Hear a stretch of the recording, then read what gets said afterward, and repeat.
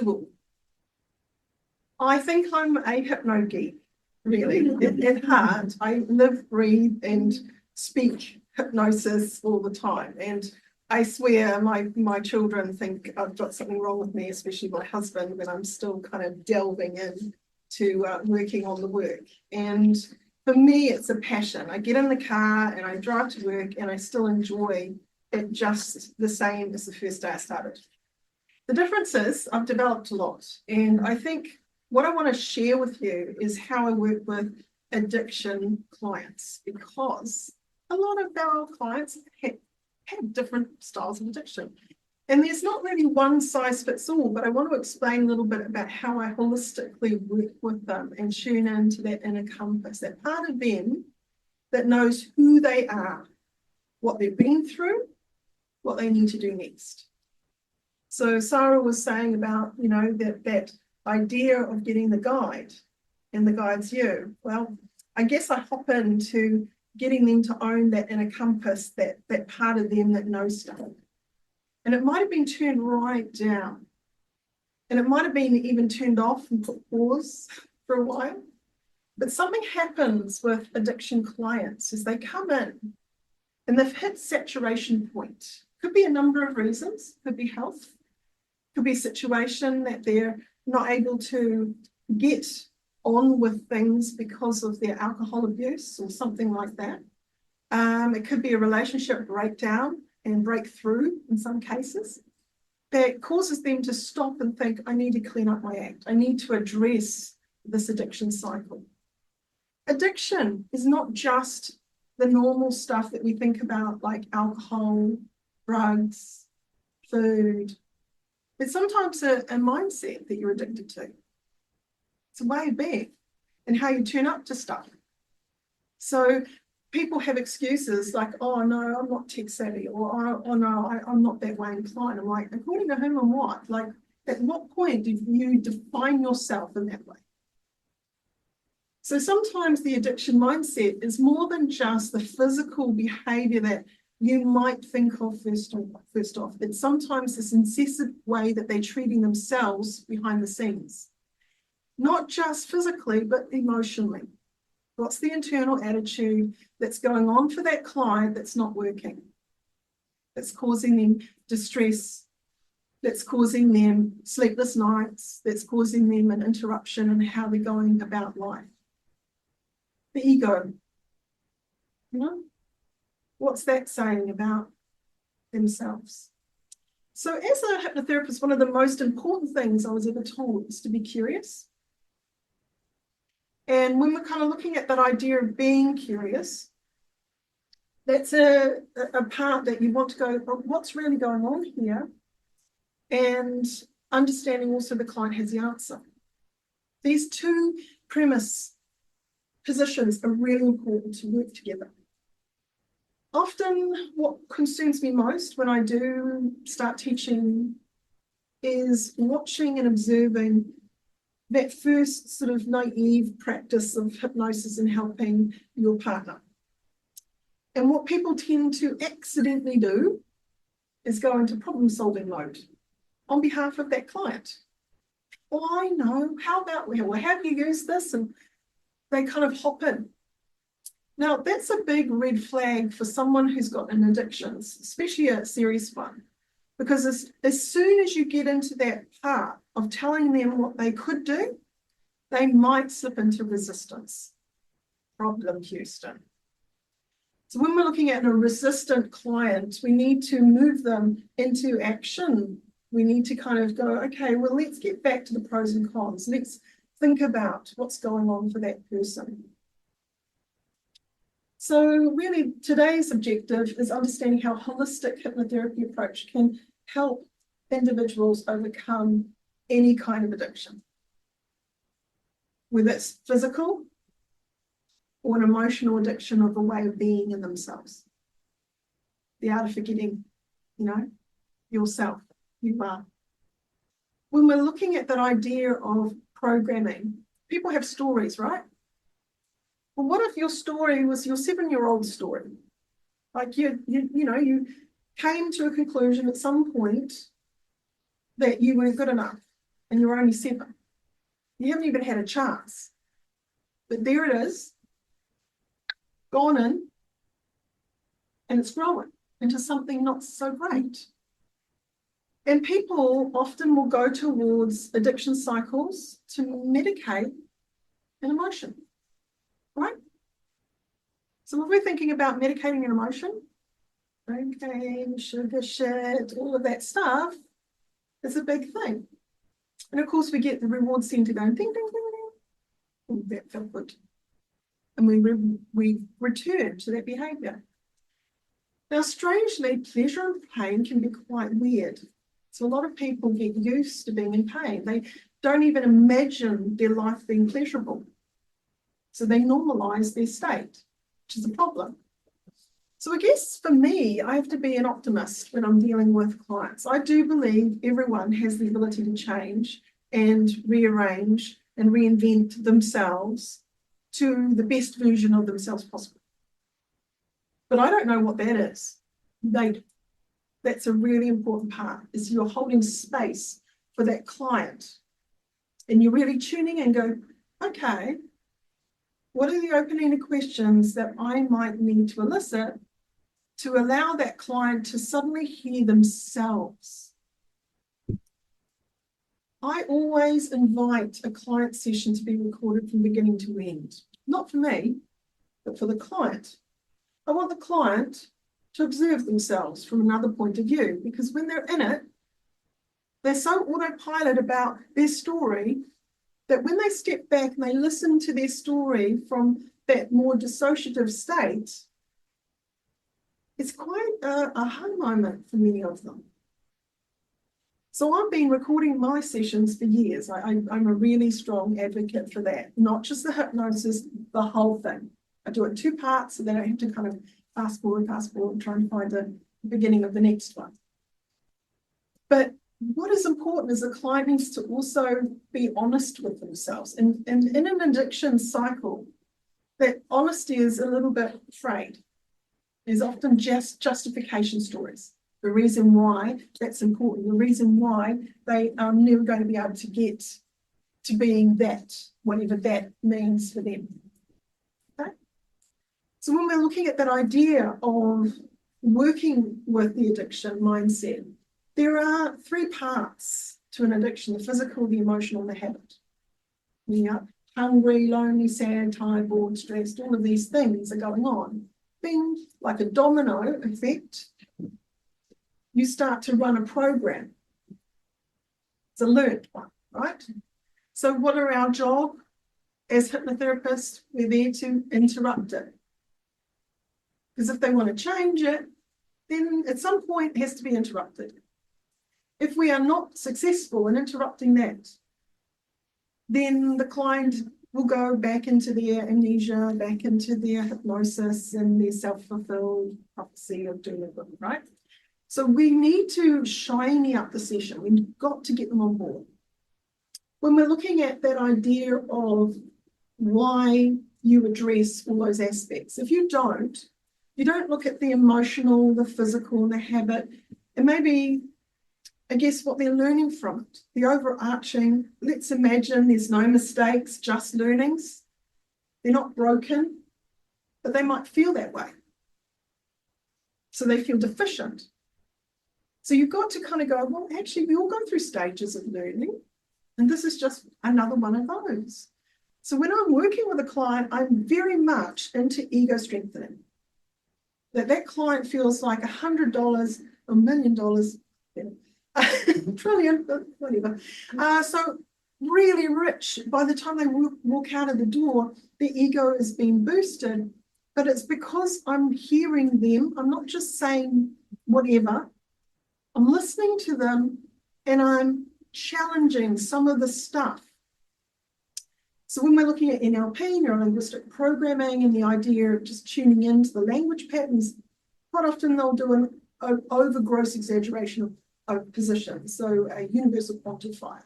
You all know what that is? Yeah? So when we're kind of looking at that in an addiction space, we want to hear what is their exaggeration statement of belief. How might we start to challenge that? So the client starts to think again, what comes next? It is important that by the time your client walks out the door, finishes that session, that there is a huge shift in their confidence. So using the SUDS scale, 1 to 10, from 1 to 10, how confident are you? So when we're dealing with addiction, it's a really important aspect of gauging the client's shift or change. If we don't have that from the beginning and then a measure at the end, it's very subjective, right? So it is important that the client also acknowledges, hey, there's been a shift. I had a client the other day and he came in, he was a chain smoker, truck driver, and he'd been to someone, won't say who it was, but they had a money back guarantee. And after the session, he went out, lit up, went back in. And he was hypnotized again. He went out, lit up, went back in. And the person who did that said, oh, well, there's your money back. Obviously, you love it too much. Wow. That's not how I work. So on my shift, I am very curious about what's really going on here. What is that person's sort of core belief? How old was he when he started smoking? What was the reason why he wants to quit? Pros and cons, what's in it for me? What's the carrot? What is going to benefit him long term? Because if you don't address that, pros and cons, you won't get the proper buy-in. And you can't utilize that in the hypnotic journey either. So understanding how to ego strengthen, understanding how to get their golden nuggets, those little words that they're saying that's treasure to them, you need to be able to really make sure you've got that and somehow weave that back into the journey in the hypnotic way. I'm very much a fan of Ericksonian hypnosis, and in conversational hypnosis, we can use that all the time. I'm playing around and they are in a trance and they're going to have this shift and profound effect going on. It's amazing how quickly someone can go from not sure if I can ever do this in my life, but I'll give it a go, to getting to that point where they are ready to rock and roll by the time we walk out the door. Huge, huge. So this guy, at the end of our session, I said, okay, so on a scale of 1 to 10, where are you now in your level of confidence? Now, I had forgotten to ask the SUDS at the beginning, funny now, but that's okay too, because you can ask, well, before you got in here, what were you? So that's okay. If you forget to do it first, you can do both later. So he said an 8, 7, 8. I'm like, what were you before? Goes a 0. And like, right. So what would a 10 mean? And that for him was to do it, to actually action it. It would become more real. So he had moved himself very well up that readiness, confidence level scale. What happens if it's not quite enough? Now, the way you as a hypnotherapist handle that counts. So if you suddenly go and get concerned, well, I guess, you'll quit when you're ready.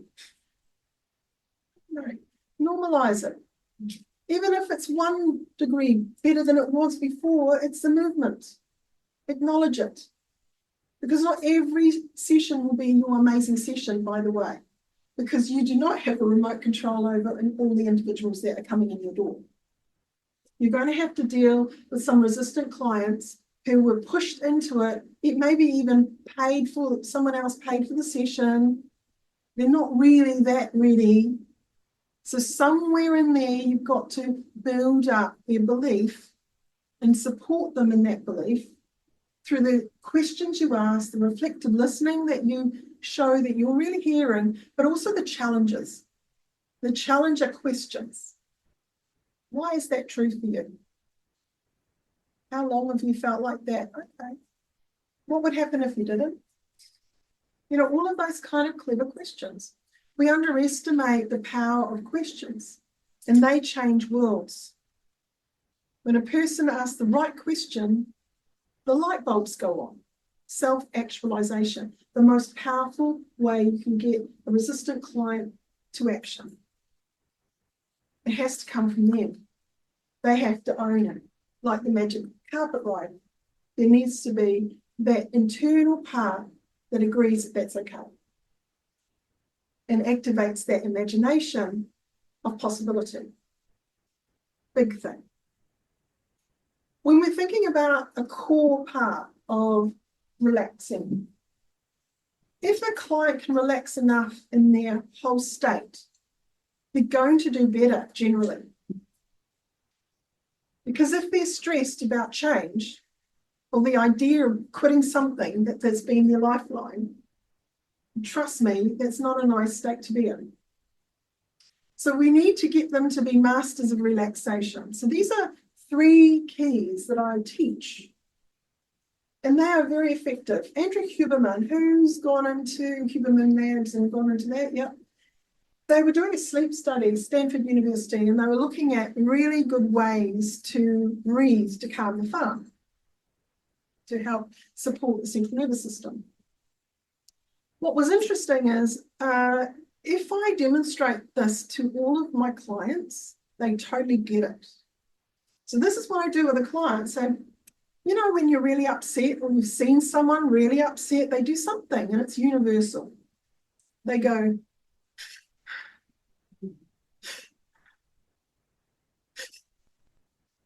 right? It's relatable because your central nervous system's just gone a little bit out of sorts and it's wanting to reset itself. So the Huberman lab, they did this experiment and they incorporated breathing in twice in a row through the nostrils, nice and quick, and then slowly out through the mouth until there's nothing left, like a sigh. So even just 1 to 2 rounds is effective enough to affect the heart rate. It's sending a message into the central nervous system, I am safe, I'm calm, I'm well. Now, if you want the person who wants to go through change, avoid fuck it mode, fuck it, I don't care, I'm just going to do it anyway, you know, and they revert to old behavior, then having mastery of relaxing is a key part. Making sense? Shift body, mind follows. So when you are relaxed physically, your mind can go to channel happy better. If, however, you're sitting there and you're doing this and kind of really tense, what's mind doing? It's really hard to shift that mind into channel happy and optimistic.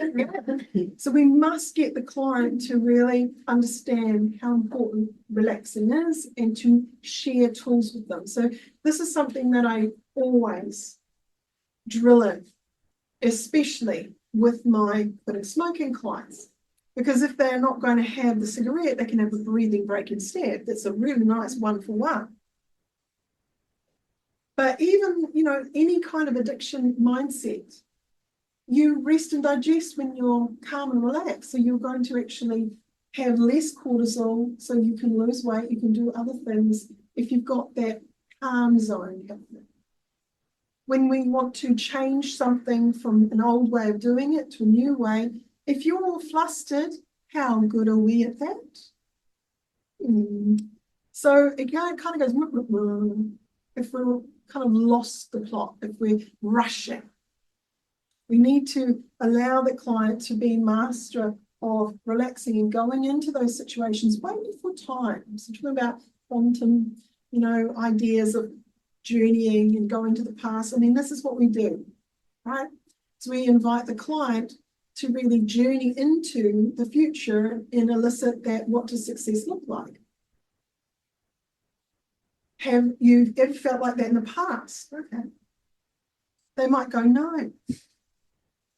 Yeah, right. It's going to be a brand new state for them. What might it be like if you were doing well? Let's start brainstorming, getting them to think about what that might be like. It's probably the opposite of what it was. So many times I'll use that journey to get them into relaxing, even in the session, so they're actually listening to the session and kind of fully present. Because if you've got a nervous client in front of you, how much do you think they're really retaining? So if you can get them to land, you notice that they're a little bit. I have a box of toys. I was showing Teresa the other day, and they're play toys. So it doesn't matter how old you are. Some people are fiddlers. I know I am. I wear things that I can play with all the time. But ADHD clients, people who are a little bit sort of everywhere, it's really nice to have a fiddle toy for them to kind of play with.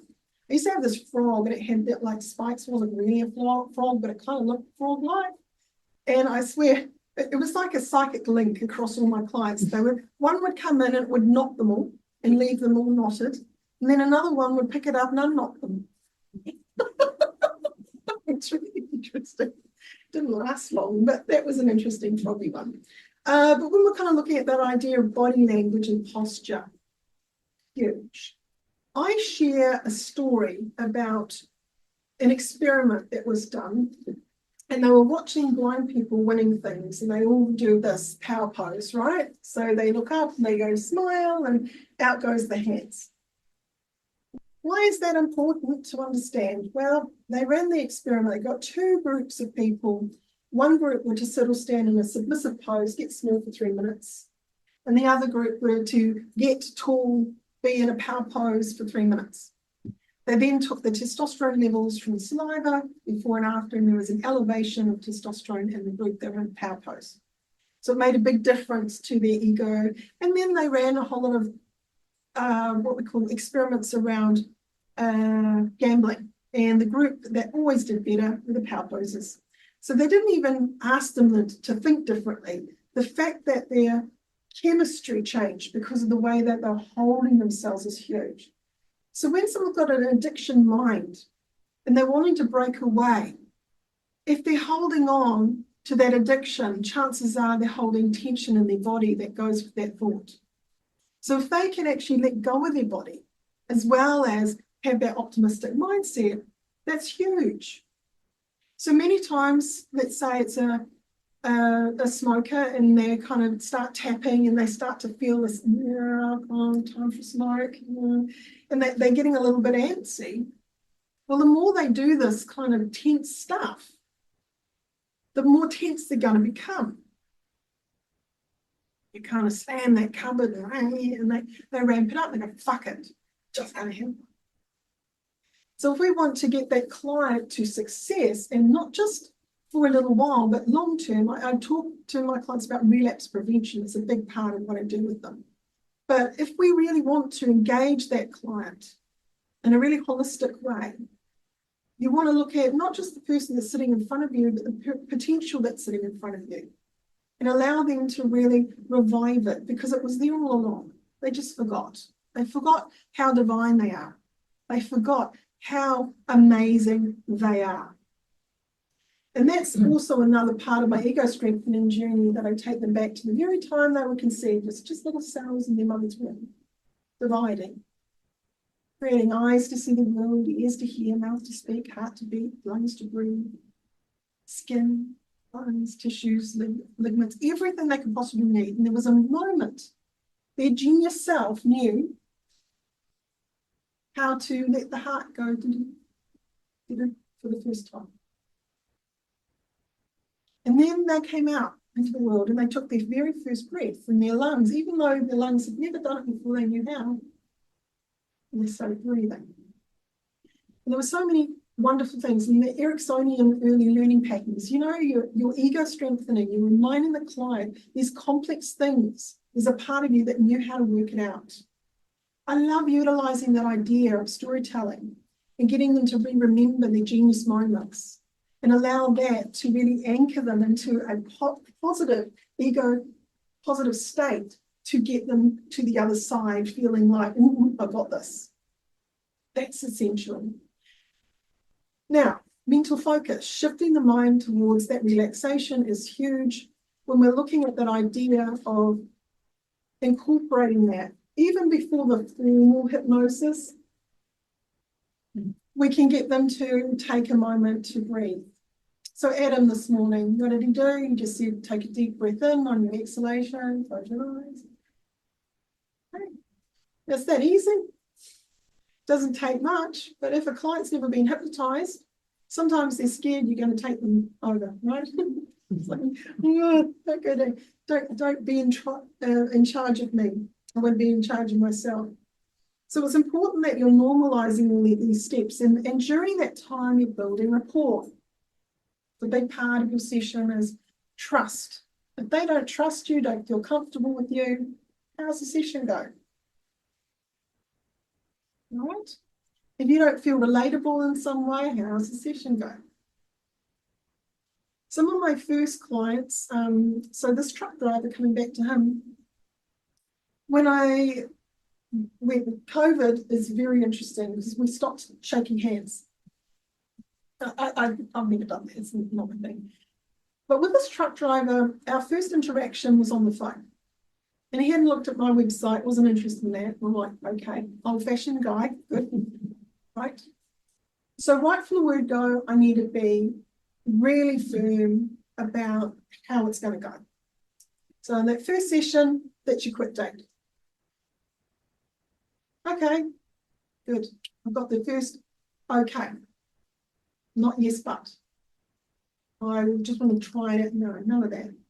On the first date, that's your quit date. And then when we follow up the next time, it's going to be talking about relapse prevention, not just quitting, but staying quit for life, okay? So already you've got a buy-in. You've got a level of confidence coming through. This is huge. Because if you use passive language at this point with someone who's really, really not great and maybe a bit, what we call old school about stuff, they're going to walk all over you. So you need to be careful about how you hold your ground. So body language, what's the first thing that I do? I go out into the waiting room, I have a big, huge, welcoming smile, and I shake his hand, and I do it nice and firm. None of this, you know? What does that translate to my client now? What are some things it's telling the client? They're excited in what they're doing. Yep. Trustworthy. Trustworthy. Yep. Now, why is that ingredient important in what we do? Like, why are those things essential? But you're the expert. Yeah. Now, even though they have the magic, which I'm going to give him the magic, actually, which is how I got him to accelerate, because I'm like, not about me, dude. This is about you. I'm going to get you to own it right from almost the beginning. You think you come to me, I'm just a guy, but you're the one with the magic. And at some point, I need to reiterate that so clearly that he starts ownership, because I'm not going to own his shit for him. I'm not going to be that other hypnotherapist that goes, sorry, you give your money back. No, it's not going to be on my ship. No. So when we're looking at that idea of creating that empowered response, that's really important. So I go through this 3 keys. And he didn't seem very impressed. It was quite interesting. So, okay. Because he goes, I say to him, so how do you inhale and exhale your smoke? Show me. He goes, I'm like, come on. You really just go, he goes, no, I'll probably do it longer. I'm like, so do it longer. Go on. I'm like, yes, that's right. And then I explain about the sleep study, and I explain about what they found out, and I do my, and he goes, oh no, I've never done that, but I have seen my son do it. One little one. So still a little bit interesting to deal with this one. So you've got to be really careful about pacing with a client, especially with an addiction cycle, as long as that one had. So he'd been smoking since he was 13, and he was now in his, it was about 62. It's a long time. He doesn't know the world without it, right? So at some point, we need to shift the story. We need to work on that belief. So here I am going through the 3 keys, and I need him to drop in. I'm like, no, we need to get him out of his kind of alert state and really start to feel this shift. So I'm quite persistent until they get it right. I'm not, sort of pandering to their halfway effort. I'm going to go, okay, they can do this. So we're going to do it. Now, if they're still doing this half, no. So what happened was he did his half. I said, so how do you feel? Half knowing what he was going to say, he's a bit lightheaded. I'm like, yeah, because you didn't let it go. You've got to let it go. Take time. Oh, we'll do it again.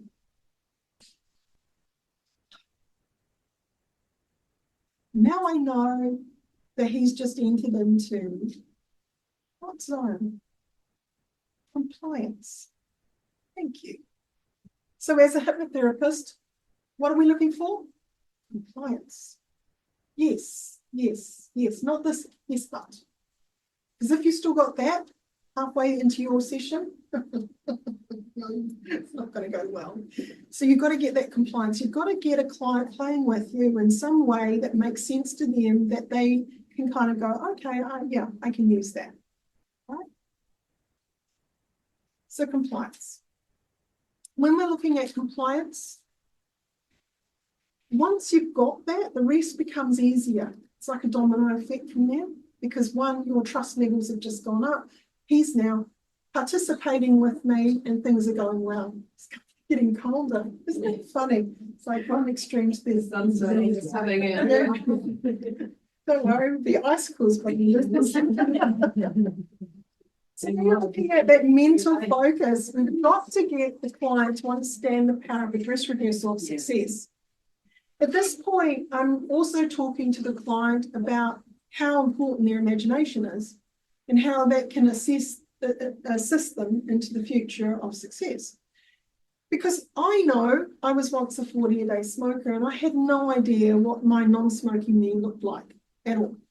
In fact, it was terrifying at that point when I was sitting at that side of my addiction and thinking of life ever beyond that. It's a very strange position.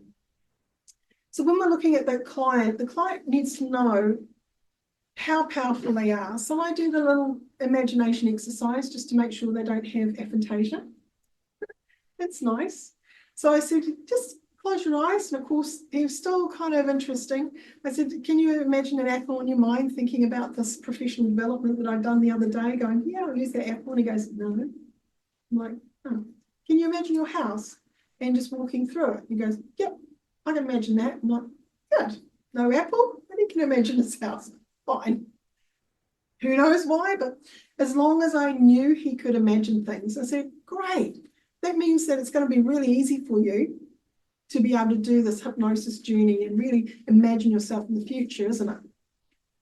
So what have I just done then? Who's noticed those language patterns? Take a question on the end. Yeah. So when we're looking at that idea of a tag question and that yes, this is compliance too. You know, you're building, your ego strengthening. This is a crucial part of the way that I'm working with a resistant client. So by the time you're kind of getting into the formal hypnosis, they're more likely to move into that space and follow the instructions. If you haven't got that kind of pliability before you go into the more formal stage of the hypnosis, you might find they're not going to be quite with you. So that can gauge, you know, their suggestibility and their rapport and their ability to uptake something new, to try something new.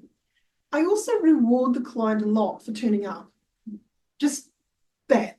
So, well, there's a part of you that obviously wants change. Is that right? What am I doing?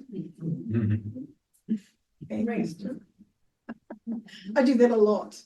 And I'm layering it in there because I want them to move towards that possibility.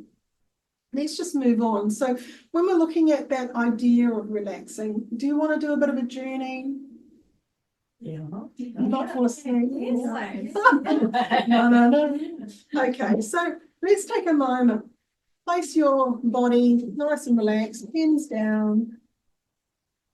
Just be. Well, the first thing I want you to notice too is just your body position.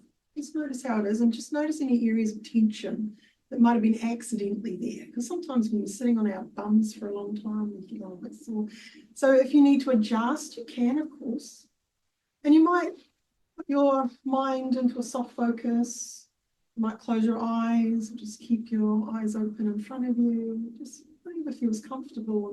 Either way, it's a nice thing to do as we just journey inward. We notice our physical form. We might even notice just our breath and how it is. No need to force it, just observe it. You might notice the coolness of the inhalation and the warmth of the exhalation. And you also have the power of your breath, don't you? You have the power to slow it down, make it more rapid. And there's a part of you that knows which way you would breathe to relax you more and more. So do it. See how it feels. See how it feels to just follow your inner knowing, that inner compass, that part of you that knows who you are and how to be amazing. Notice how it can guide you into that really nice pace of breath. It's just right for you. It's like the perfect level. Perfection personified. Just like you. You're an incredible, powerful being with the potential to do whatever you want. You have free will, don't you? And with that free will, you are your own creator. You can create what chapter is next, can't you? That chapter of success. And every single one of you will have your own path of what you call success. Your own little idea, which is perfect in every way. And ideas are like seeds, aren't they? And it's like they just go into your beautiful mind garden of possibilities, growing stronger and stronger with each moment that passes. Where you get a moment to practice who you could be. You get to travel through time and space if you wanted to. And imagine you're a most powerful version of yourself, in whatever way you want. Because there's a part of you that knows exactly what that is. No one else can tell you what it is, because you're in charge, and always have been, haven't you? Even when you were little, there were times where someone might have told you what you should do and you didn't do it because it didn't feel right to you. And nod your head if that is true. And it's nice to do things that feel right to you, because there's a part of you, that inner compass that knows who you are and how to be amazing. And imagine today you could turn it up. You could travel again into the future and have that turned up to such a wonderful level that it's a genius level. It stimulates all the fibers, muscles, cells, and inside your entire being. And it's like this beautiful wave of energy that just gets amplified through time and space. And imagine along with that, that future could heal your past, and it could heal anything, actually, because anything is possible. Because ultimately, your energy, beyond your physical form, your energy, your cells vibrating, and with each breath, that life force energy is nourishing your cellular system, but it also allows your journey. It allows you to achieve whatever it is that you want to achieve in the most empowering and meaningful way.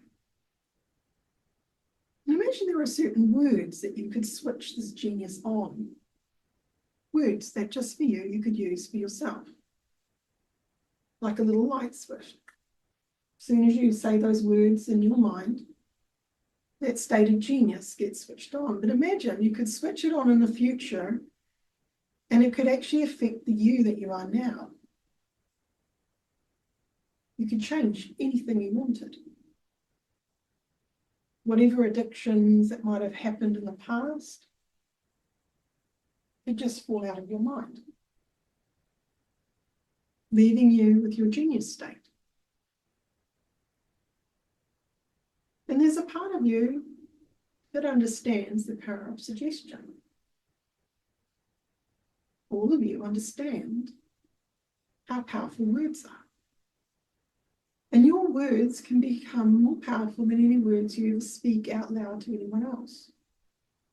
Because actually, at the end of the day, the words from within are always more powerful. The words that no one else gets to hear. And imagine that beautiful switch, that powerful switch, being turned on so properly from the future amazing you, that it amplifies the you that you are right now, as if time does not exist. And that switch is very healing. Imagine too that you could do something really cool. And you could practice, if you choose, because you have free will, the breathing break.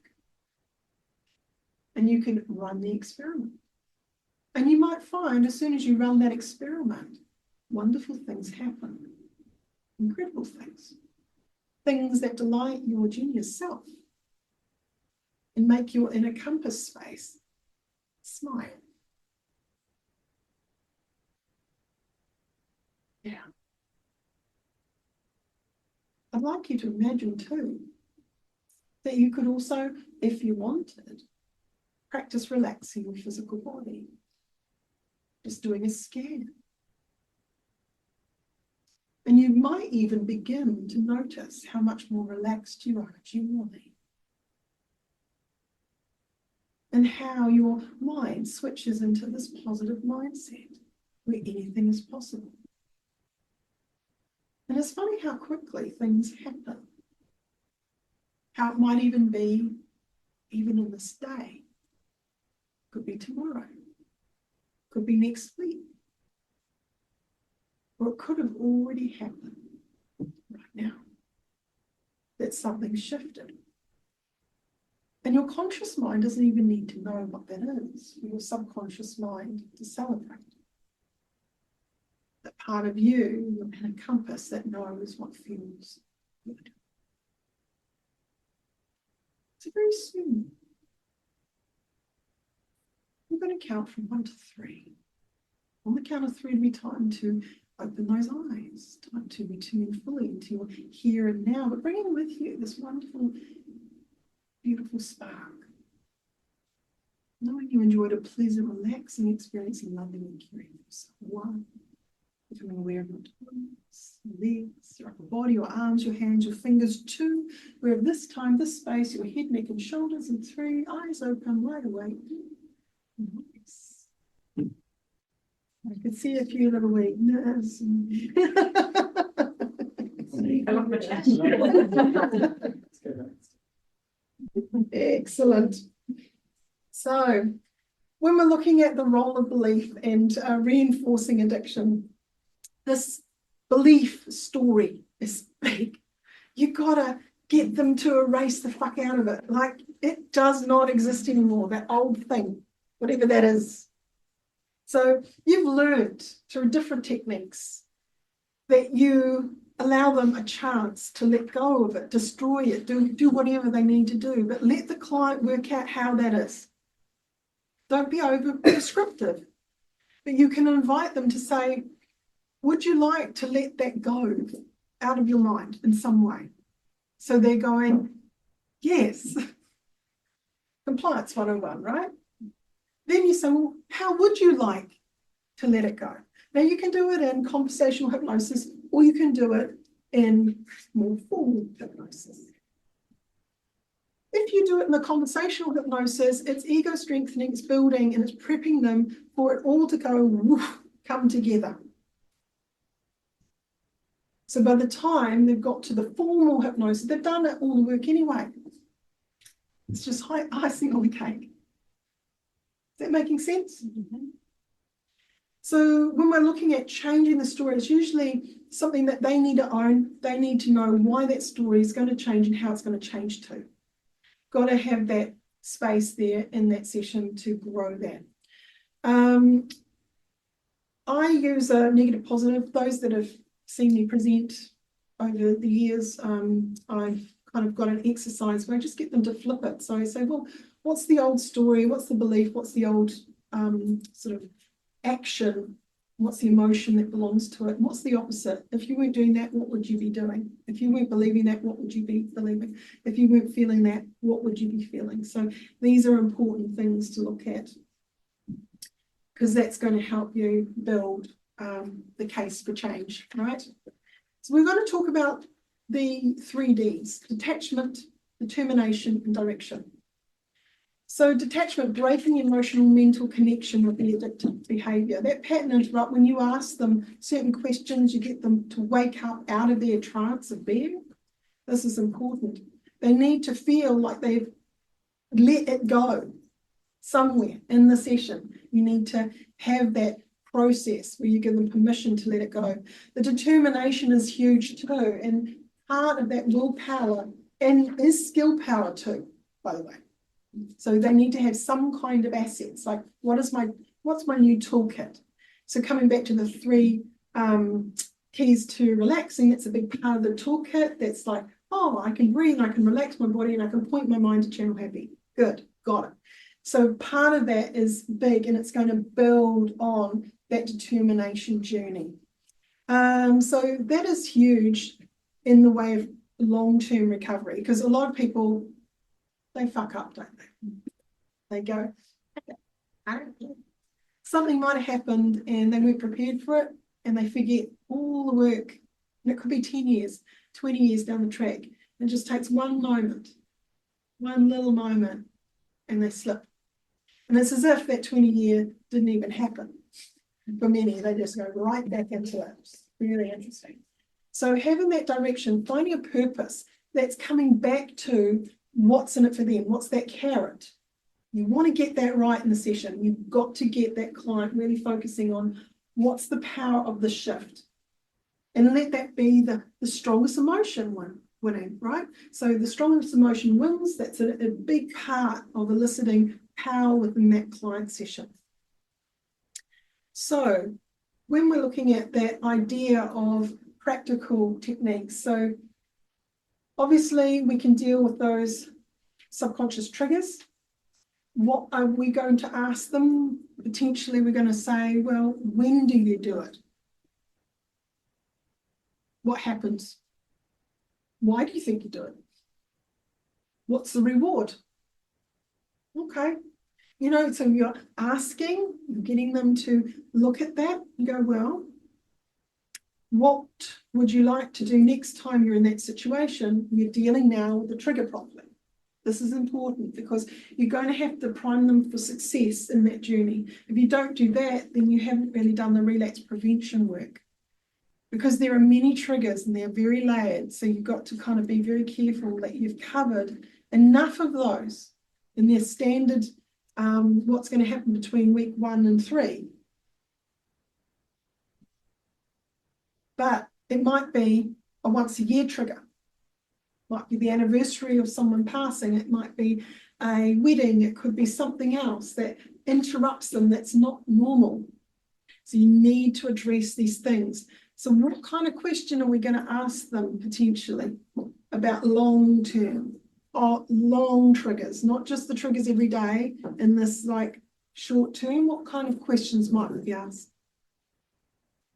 Any ideas? How would you like to see yourself in that situation? Yeah, but how would you mind for what the situation is? Oh, okay. Have you noticed a pattern? Yeah. Yes, yeah. What else? Maybe they have not actually ever quit before or anything like that. Sorry, what was that you just said? Oh, if have you noticed the pattern? If this happens? Yeah. What might get in the way? Yes, yes, nice question. Yeah. So we're eliciting an idea of something may get in the way, if that were, what would you do? So you're not looking at hindsight and going, well, yes, I didn't quite manage that. You want to get them in that session to kind of think, yeah, what are potential things that could get in the way, that could be a bit of a challenge. If you don't ask that, trust me, a really addicted person doesn't want to share it with you because it's a slight out. Just saying. It can be a slight little sliver out of it. You go, I'm not going to say about that just in case, you know, I get to that point and I have got no way of getting through it. Yeah. It's really good that they got to your clinic in the first place because there's so many out there that are in denial. Yes. And that is the point. Huge. However, there is a shift in people, and I think people are getting to saturation point globally. I think anxiety levels are the interior compass giving us a warning, you know. Depression is not necessarily all bad. It's sometimes a wake up to stop, look and listen. You know, your body's going, ooh, there, you need to deal with something. Something's not cooking right. So it's a breakthrough, not necessarily breakdown. It's something. So when we're looking at holistically, we need to kind of go, what's going on for this person? Where are they? And the fact that they're there, that's the beginning. So dealing with those unconscious or subconscious triggers, that's a crucial thing. The visualizations, reframing and suggestion, obviously are keys to any good hypnotherapy session. So I've kind of covered the case study that I was going to, just in a different order. But when we're looking at that idea of him moving forward, it's vital to understand how important it is to really empower that client to take control of their recovery. So I will say, literally, you're the one with the power. You're the one with free will. I give that power to you right now. I'm going to remind you of how amazing you are and that you can do this. I'm just here as a guide, but you're the one who's going to handle the jam. And I do that with all of my clients. It's a big part of what I do. So the importance of resilience and long-term change, again, got to address the elephant in the room. You've got to kind of go, is there anything else that this client doesn't dare say, just in case we kind of deal with it today, because there may be something there. They might also be testing you. Can I trust this person? Because there might be something really big going on that they haven't actually talked about, and that's why they're so stuck. So that takes, again, that rapport, that timing, working with the clients, so they don't accidentally go into resistance. So that's often, if we look at it, again, coming back to there's no mistakes, just learning, there are synchronicities and perfections within all things. So we must understand that greater web. Maybe in that moment we can't see the greater good, but if we trust that there is. So just I guess a quick summary, the 3 keys to relaxing. So in the 3 Ds, detachment, determination, direction. If you have listened today and taken something from this, I'm pleased. But that's how I work with my clients. So thank you very much for your time. Thank you.